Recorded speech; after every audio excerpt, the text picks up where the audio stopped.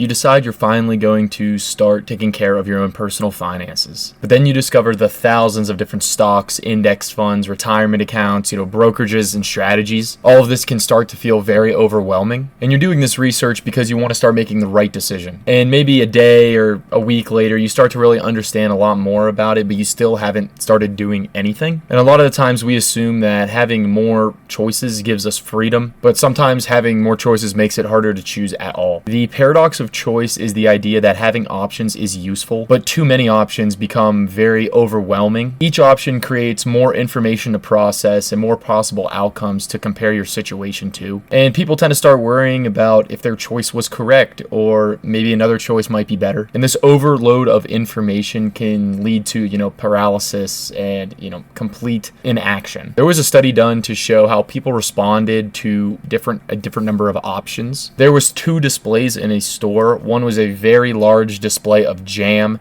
and the other was a very small display of jam. And the larger display attracted way more attention and had way more shoppers. However, the smaller stand had a higher percentage of buyers when someone came to that stand, and it just offered, a smaller selection of jams. This is because people enjoy looking at a large variety of something, but a smaller variety may make it easier to decide. And the point that this study makes is that attraction and action are not the same thing, and people may be able to browse a lot of options effectively, but having a smaller amount, it's easier to choose. Now, I want to relate this to personal finance like I do on this channel. Personal finance now, provides nearly an unlimited amount of, opinions with products, strategies, and opinions. And a lot of beginners cannot identify which these are actually important. And I think financial decisions feel high stakes for people because there's money loss involved in these topics and decisions they're making. And researching all these options can be a way of avoiding the discomfort of deciding. There'll always be another video, another product, another person recommending the same thing, maybe a little different than someone else. So I want to talk about how we can navigate this with certain topics like investing and credit cards and other things like that. And I've said this in a previous video, but bringing it to investing, people feel they need to understand every available security that they can invest in before putting their money into one of them.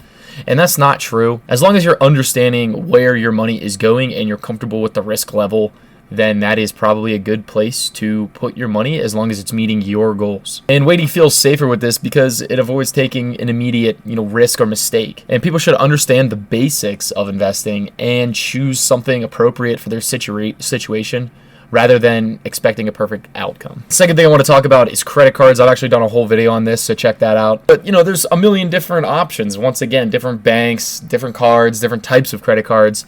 There's cash back, rewards, sign-up bonuses, right? Unlimited different options. When at the end of the day, you should be getting a credit card to build your credit. And any single credit card that you get will do that. People tend to just get lost in the details over so many of these options. So you need to identify which one is best for you, and then pick that one and build your credit. And yeah, use some rewards or use sign-up bonuses, but that's not a make or break reason to get a card or not get a card. And financial companies benefit when their products are difficult to compare and comprehend. The more that you don't know and things like that, it's easier to make money off of you. The next thing I want to talk about is budgeting. There's a million different apps that you can use for budgeting. I've seen a lot of people kind of come back to the cash route and put in like envelopes and things like that. And there's even different types of budgeting, let alone the app you're going to track through, or maybe the method like in cash. There's things like zero-based budgeting or the 50-30-20 method, and maybe some people like to automate theirs or not, right? So you can see an unlimited amount of combinations being created with an app, a system, and how it's done. You can plug a bunch of different things into those. It's more important to focus on what your budget is doing and the purpose of it in your life rather than what you're actually using. Having a budget to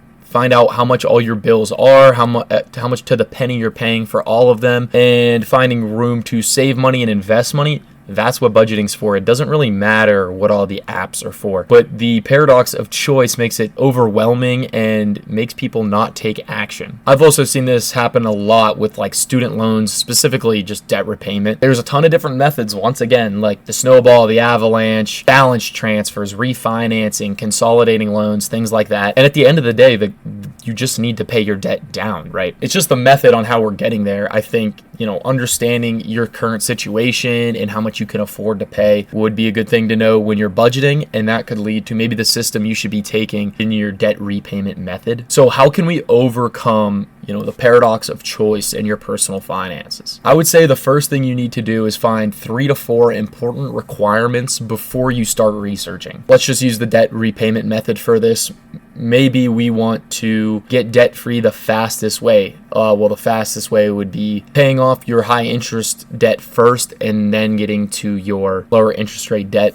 That mathematically saves you the most money. So even beforehand, you can start to see a clear path through your options. The next thing you should do is reduce the number of choices. Eliminate any choice that doesn't meet your requirements. Compare no more than, I'd say, 3 or 4 options. And once you start to, get your options in order, I would stop researching any more products. Then the next thing I would do is set yourself a deadline to get this done by. Make sure it's a reasonable date to make a decision. It doesn't need to be today, and it doesn't need to be 6 months from now. And you should be spending more time on major decisions. Like if you're in a lot of debt, focus on that first. Or if you're trying to save for a house, maybe focus on that first. And don't worry about how much cash back you're getting on your credit card in those 2 options, because who really cares? It's not that much money anyway. And the last thing I would do is review the choices that you have made. Set a future date to review it, maybe a year or 2 from now, and only make changes when there's a meaningful reason. Maybe your goals have changed, or maybe the plan that you set isn't working. And then once again, repeat the cycle. Avoid continuing to compare, alternatives immediately after choosing. And yeah, that's just my opinion on, the paradox of choice. Let me know what you guys think. Thanks for watching.